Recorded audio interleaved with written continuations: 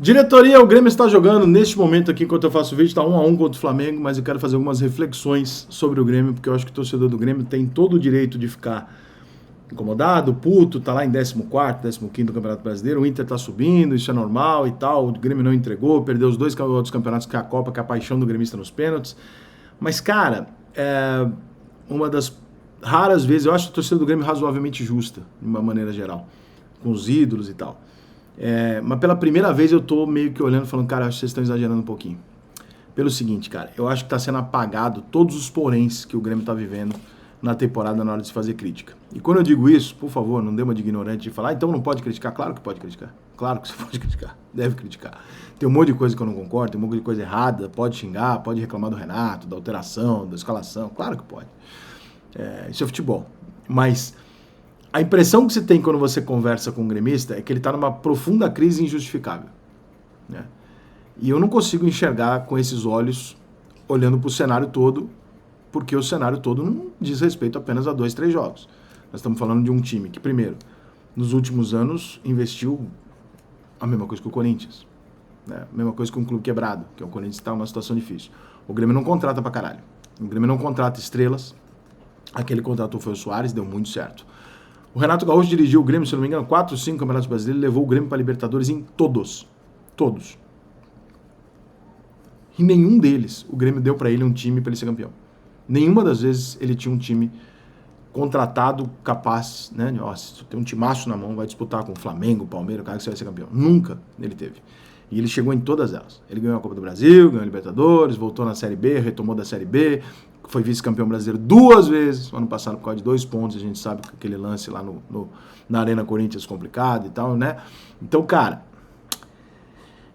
eu acho que você colocar, por exemplo, começando pelo Renato, o Renato num balaio de ele não serve, ele é ruim, ele é o problema do Grêmio, porra, cara, se você puxar o histórico, você vai passar vergonha.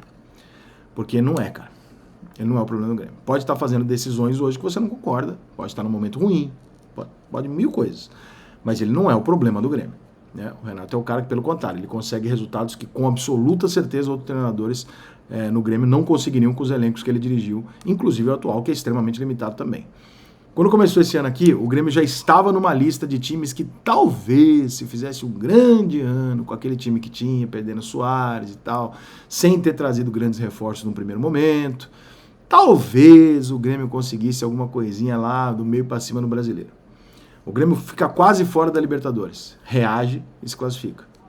Acontece uma tragédia que jamais aconteceu e o time fica 28 dias sem pisar num campo de futebol para treinar, durante o período lá das chuvas, e depois passa mais 30, 40 dias viajando sem voltar para Porto Alegre. Quando volta para Porto Alegre, passa mais 1 mês ou 2 viajando para jogar todos os jogos sem jogar uma partida em casa.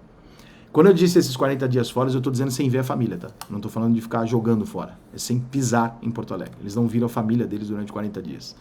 Tem uma queda física brutal, o Renato ainda sofre uma suspensão, foram 23 contusões em 6 meses. 23 contusões em 6 meses. O Renato agora é suspenso e o auxiliar dele se envolve num problema pessoal, que eu não vou fazer nenhum juízo de valor, porque eu não julgo que não está julgado, acho errado. Não acho, inclusive, que o Grêmio deveria ter afastado, acho que o Grêmio deveria esperar, porque se amanhã ou depois eu chegar aqui e falar assim, olha como as coisas são, né? Amanhã ou depois eu chegar aqui e falar assim, ô Joãozinho, você que está assistindo minha live aí, chama João. Joãozinho, você me bateu. Eu nem te conheço, Joãozinho. Mas eu falei que você me bateu. O que você acha, Joãozinho? Que você tem que ser banido do seu trabalho até que se investigue, ou se investigue e se você estiver errado, você seja banido? Porque se você for inocentado, você ficou fora do seu trabalho. Aí vale o quê? Qualquer pessoa falar qualquer coisa. Eu não estou desconfiando da moça não, tá, cara? Eu só estou dizendo que eu acho que primeiro você investiga e depois você afasta. Eu não concordo com o que o Grêmio fez. Mas enfim, a não ser que o Grêmio tenha alguma grande informação de que isso é recorrente, verdadeiro e tal, aí tudo bem, aí é um off do off que a gente não vai saber, beleza. Fora isso, não concordo. O Grêmio hoje não tem o técnico nem o auxiliar. O Grêmio teve num ano que o Jeromel não conseguiu se recuperar e voltar, teve convocação pra caralho, vários jogadores sul-americanos no Grêmio também, que acabam saindo e tal. Cara, é um ano muito atípico pro Grêmio, muito atípico. Que ele já tinha limitações e ele tá sofrendo problema atrás de problema. De modo que reclamar que, porra, mas o Monsalve não jogou no jogo que ele tinha que jogar, beleza, reclamação justa. Eu também acho que o Renato devia ter escalado ele, ainda mais o Renato, que é corajoso pra caralho, tinha mais que ter botado mesmo, né? O cara tinha jogado só 2 jogos pelo Grêmio? Sim, mas ele tinha mostrado que ele tinha alguma coisa diferente. Botasse o cara, concordo. Acho que podia ter jogado na Libertadores ou na Copa do Brasil. Podia ter jogado de outra maneira, um jogo ou outro. Concordo com vocês, a escalação nem sempre é a mesma que eu faria.